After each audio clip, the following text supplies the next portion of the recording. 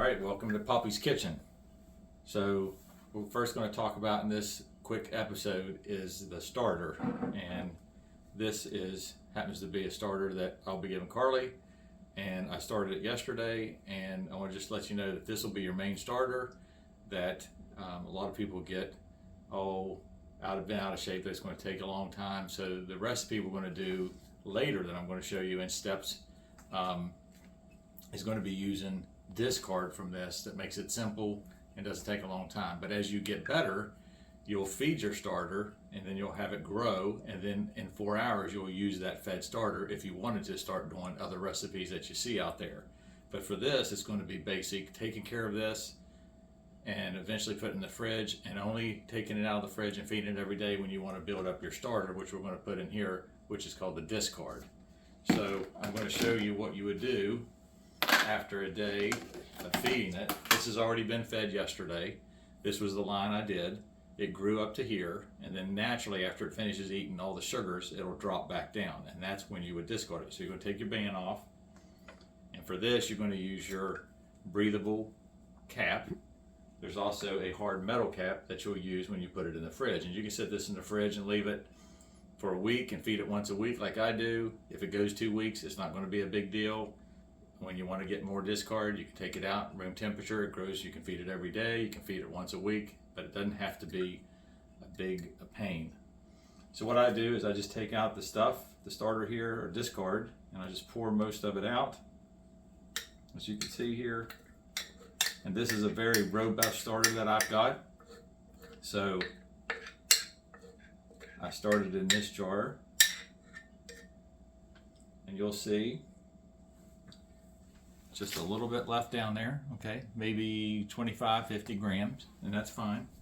I usually have 2 spoons out. You'll need a kitchen scale.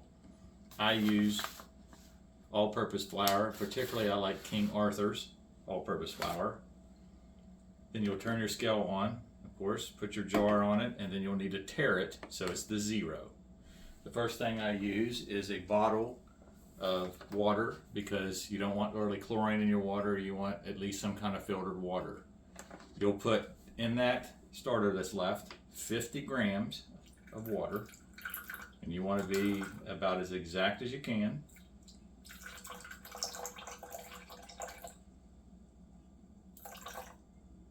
Okay, that says 51. That's okay. So what I'm going to do is I want equal parts. It's called 1-to-1, or 100% hydration. So if I have 51 grams of water, I'm going to tare it again to 0 and put 51 grams of flour. So now we're going to do 51 grams of flour.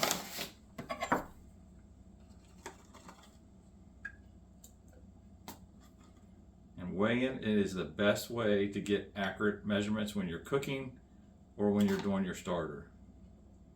So I'm just going to put equal weights, 51 grams of filtered water, 51 grams of all-purpose flour.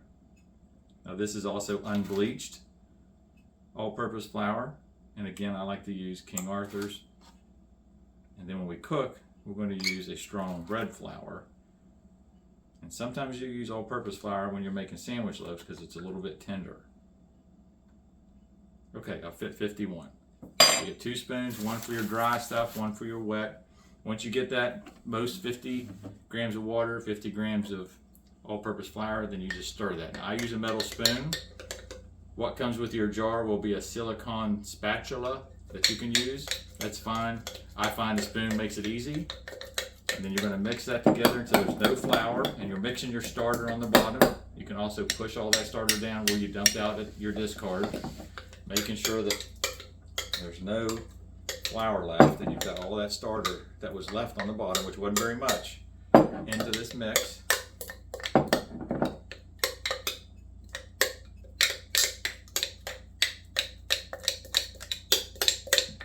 And this doesn't take very long. Then I'll just push down all the sides.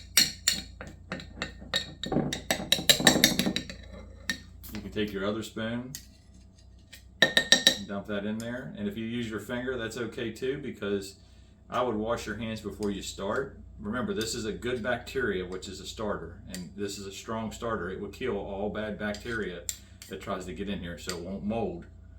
But it would take a lot for that to get bad. So wash your hands just in case you'd have something on your hands. But you could take your finger literally and swipe that down because your finger has good bacteria, especially if it's clean. It's going to look something like that, like a thick pancake mix, and that's normal. And then also, I'd like to take a paper towel, wet it, and then you're going to wipe the rim down and wipe it around so this is as clean as can be as you push it down, so you keep your jar as clean as possible. If you're leaving it out and not in the fridge, you're going to want to put your breathable cap on. And then this has little dates and the day and time. So where I have that starter, I will put that band with the date and time. And then you can set it anywhere in your house, and you'll see in about 4 hours that will grow up. And if you leave it, it'll drop by tomorrow, and tomorrow you can take that out, take your cap off, and then you'll discard that again and start again. And then you can build this starter up as high as you want. And once you get that, this is how we're going to make bread off of this right now to make it simple, off of just unfed starter, not the fed starter. And after you get enough discard, just feed this one time, put the hard screw cap on, put it in the refrigerator, leave it for a week, feed it once a week. When this gets low and you need more for making bread, take it out, start feeding it once a day just like we did. Let it grow, discard, let it grow, discard, and then feed it again, put it in the fridge, and you can do that. But no worrying about how long or how hard it is. This will last in the fridge for a long time, so will this, and without worrying. Okay.